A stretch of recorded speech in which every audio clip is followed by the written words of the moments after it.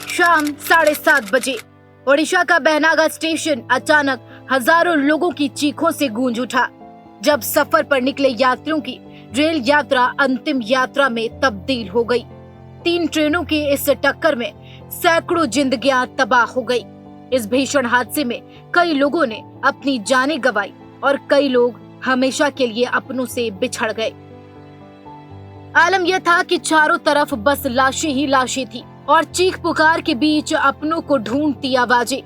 यह हादसा इतना दर्दनाक था कि जिसने भी देखा उसकी रूह कांप उठी।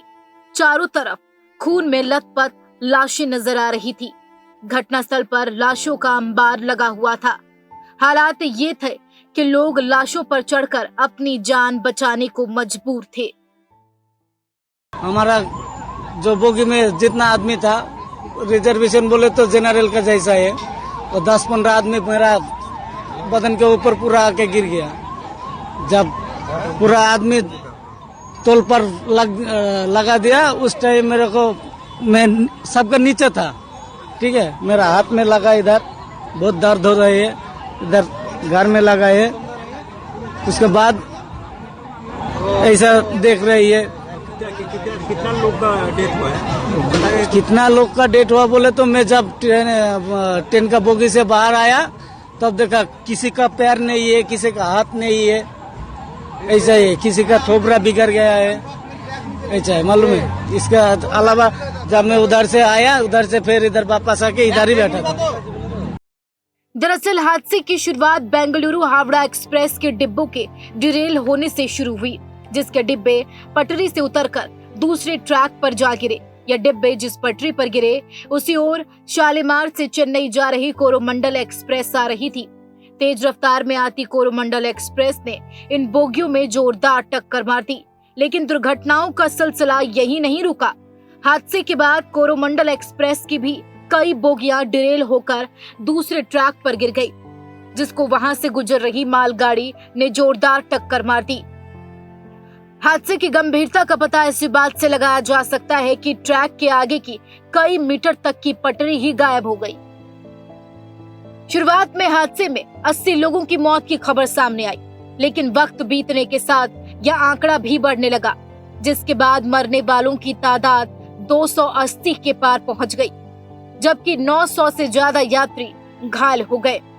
मरने वालों में कोरोमंडल एक्सप्रेस के यात्रियों की संख्या सबसे ज्यादा बताई जा रही है, जिसके बाद एनडीआरएफ, एसडीआरएफ, दमकल की टीमें मोर्चा संभालते हुए राहत और बचाव कार्य में जुट गए।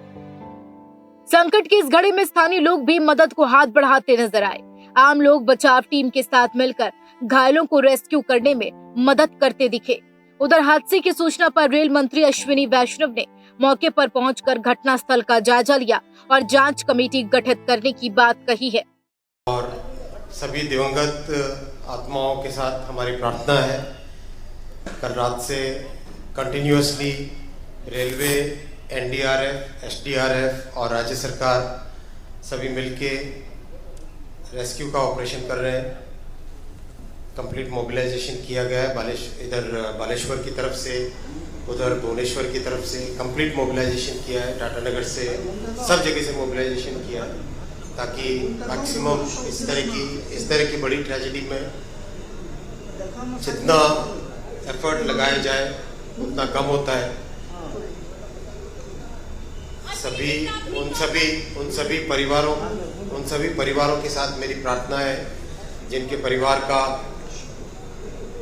मेंबर इस ट्रेजेडी में चले गए, और सभी जहां पर भी best possible health care facility होगी, चाहे कटक में, भुवनेश्वर में, एम्स में, इधर कलकत्ता में, कहीं पर भी जो बेस्ट पॉसिबल हेल्थ फैसिलिटी होगी वो दी जाएगी। कंपेंसेशन का अमाउंट कल रात में रेलवे की तरफ से डिक्लेयर हो गया था।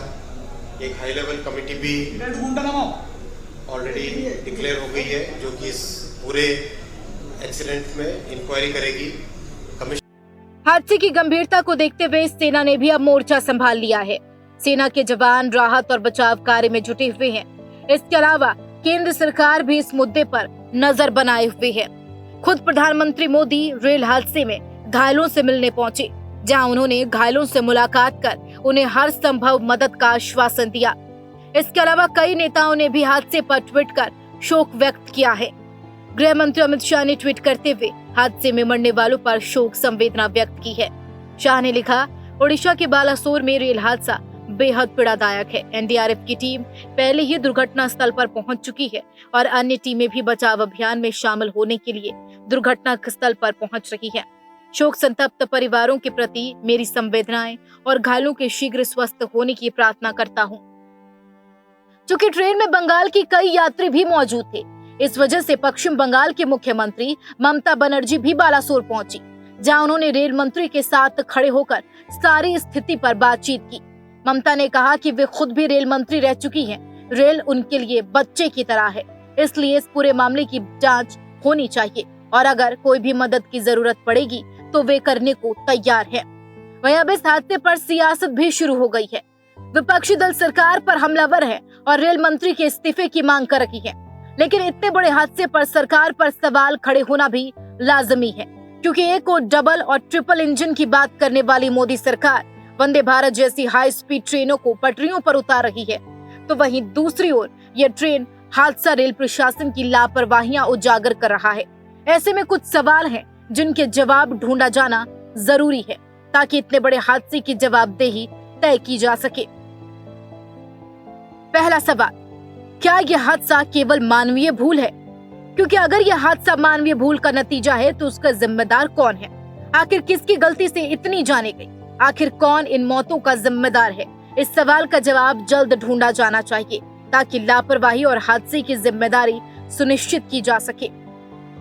दूसरा सवाल, क्या यह हादसा रेलवे की तकनीकी खराबी का नतीजा है? अधिकांश हादसों में तकनीकी खराबी मुख्य हिस्सा होती है, जिसके चलते हादसे होते हैं। बंगाल के सीएम ममता बनर्जी ने भी इस सवाल को उठाया है। उनका कहना है कि शायद ट्रेन में एंटी क्लूशन डिवाइस नहीं थी, जिसकी वजह से दूसरी ट्रेन आगे के ट्रैक पर पड़ी बोगी को ट्रैक नहीं कर सकी। अगर यह डिवाइस मौजूद होती तो ट्रेन खुद ब खुद रुक जाती, तो शायद इस हादसे को रोका जा सकता था। तीसरा, जो सबसे गंभीर सवाल है, वो ये है कि जब ट्रेन पटरी से उतर गई थी तो दूसरी ट्रेनों को क्यों नहीं रोका गया? आमतौर पर जब भी कोई हादसा होता है तो रेल प्रशासन फौरन अलर्ट मोड में आ जाता है, जिसके बाद या तो उस रूट की गाड़ियां रोक दी जाती हैं या फिर उनके रूट डाइवर्ट कर दिए जाते हैं। लेकिन इस हादसे के बाद ऐसा नहीं किया गया, जिसके वजह से एक के बाद एक ट्रेनें अपने ट्रैक पर आती गई। क्योंकि अगर पहली ट्रेन के हादसे के बाद दूसरी ट्रेनों को रोक दिया जाता तो शायद आज सभी लोग सुरक्षित घर पहुंच जाते। चौथा सवाल, ट्रेन में इमरजेंसी ब्रेक का इस्तेमाल क्यों नहीं किया गया? सवाल यह भी उठता है कि हादसे के बाद बाकी ट्रेनों के चालकों ने इमरजेंसी ब्रेक का प्रयोग क्यों नहीं किया? क्योंकि अगर वक्त रहते इमरजेंसी ब्रेक का प्रयोग किया जाता तो हादसे को काफी हद तक टाला जा सकता था। Bureau report, TNP news.